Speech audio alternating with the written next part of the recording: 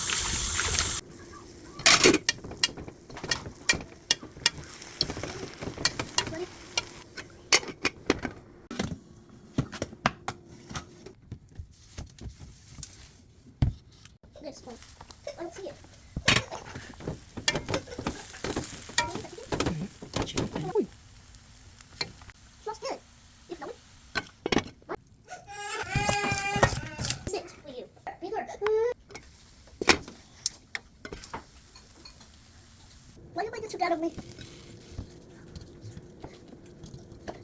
What is that, rice and chicken? So it's ready now. Pepper. I love pepper. And I want mushroom. No, chicken or something.